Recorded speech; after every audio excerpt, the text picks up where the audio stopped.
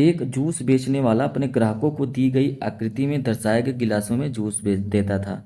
मतलब वो जो जूस देता था ना, वो इस तरीके के गिलास में देता था। ये जो गिलास यहाँ पर ये इमेज में आपको दिखाया गया है प्रश्न में, तो इस तरीके का गिलास होता था जिसमें दिया गया था। पहले तो ये नॉर्मल जो गिलास होता है उसको मैं दिखा दूँ कि नॉर्मल गिलास कैसा होता है, और उसके अकॉर्डिंग आपको ये समझ में आ जाएगा।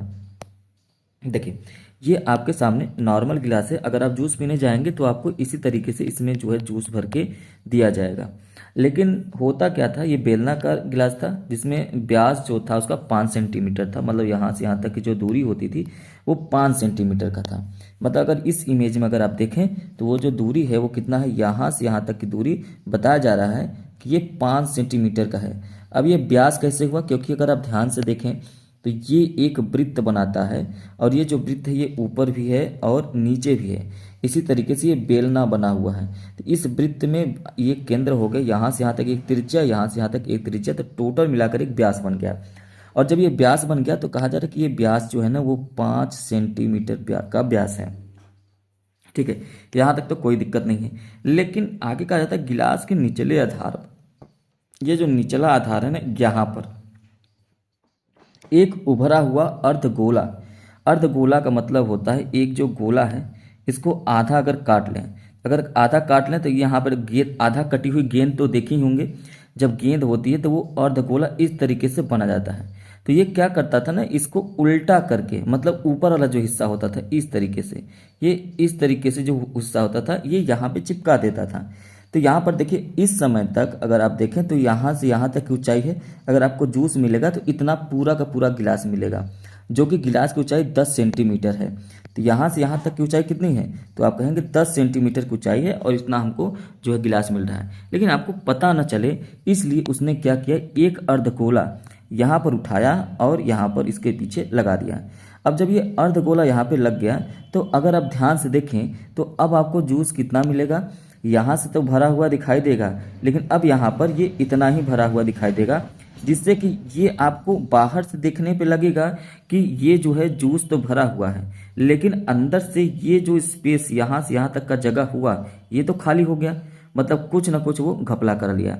और यही था जो आभासी धारिता है, जो हम लोगों को ये अर्धगोला लगने के बाद जो आभासी धारिता, मतलब जो आभासी आयतन है वो हो गया। लेकिन नॉर्मल देखा जाए तो नॉर्मल क्या था, नॉर्मल तो ये था, ये यहाँ पर जो बनाया गया है नॉर्मल तो ये है, तो इसे कहते हैं वास्तविक आयतन।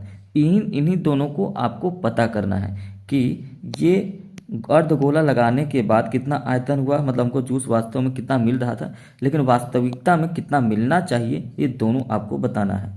ठीक, चलिए अब प्रश्न पे चलते हैं। तो यहाँ तक तो आपको समझ में आ गया होगा कि प्रश्न क्या कह रहा है और कैसे हमको ज्ञात करना है। तो अगर आप ध्यान से देखें प्रश्न पे, तो अब सबसे पहले आप देखिए दिया क्या क्या दिया गया है। तो आपको दिया गया है पहली बात तो व्यास। व्यास का मतलब 2r, 2r का मतलब 5 सेंटीमीटर।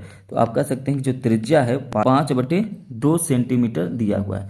अच्छा, ऊंचाई कितना है, ऊंचाई भी आपको पता है कि ऊंचाई हमको 10 सेंटीमीटर दे रखा है।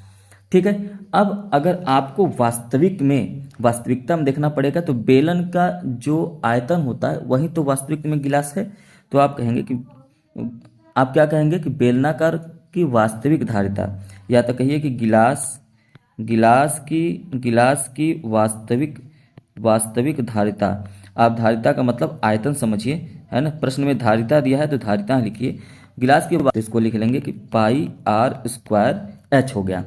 इसके बाद आभासी धारिता, मतलब अब यहाँ पे गड़बड़ी वो क्या कर रहा था दुकान वाला, आभासी धारिता क्या हो जाएगा, पहले तो जो बेलनाकार का वास्तविक धारिता है, वास्तविक धारिता, गिलास का वास्तविक धारिता मतलब वो जो वास्तव में आयतन है, लेकिन उसमें गड़बड़ क्या कर रहा था, एक अर्धगोला का भाग जो है उसका आयतन अर्धगोले का आयतन के बराबर वो गड़बड़ी कर रहा था। उसको अगर घटा दे तो हमको पता चल जाएगा कि वो आभासी कितना है, अर्धगोला का आयतन। अब यहाँ पर ये चीज़ें आपके सामने स्पष्ट हो गई। तो अब देखिए यहाँ पर वास्तविक धारिता क्या है, तो आप कहेंगे कि πr²h माइनस अर्धगोला का आयतन क्या होता है, अर्धगोला का आयतन होता है 2/3 πr³। जहाँ पर r और h का मान पता ही है तो उसको आराम से रख दीजिए।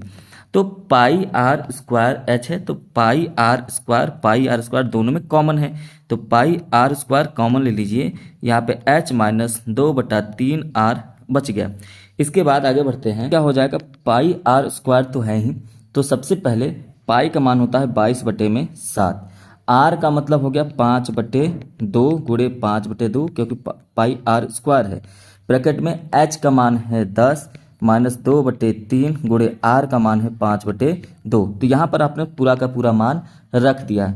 अब यहाँ पे देखिए अंदर को सॉल्व कर देंगे तो 5 दूनी 10/6 हो जाएगा, और यहाँ पे 2 से 2 पहले कट जाएगा, 5/3 बचा, तो बाहर क्या बचा 22/7 गुणे 5 गुणे 5/4।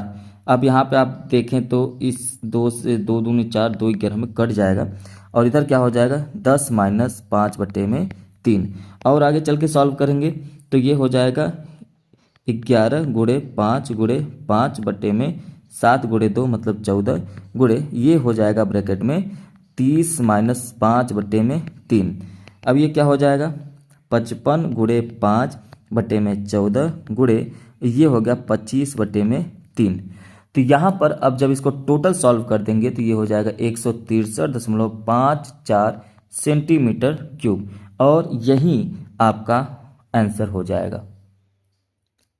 क्लियर है। अब यहाँ पर अगर आपको वास्तविक धारिता ज्ञात करनी है तो यहाँ पर देखिए पाई आर स्क्वायर एच दे रखा है, इसी पे आर और एच का मान रख दीजिए, आंसर एक और निकल के आएगा। ठीक है, चलिए उम्मीद है कि आपको यह प्रश्न समझ में आया होगा। अगर आपको प्रश्न समझ में आया तो इसे लाइक कर सकते हैं, चैनल पे पहली बार तो जरूर से जरूर सब्सक्राइब कर लीजिए।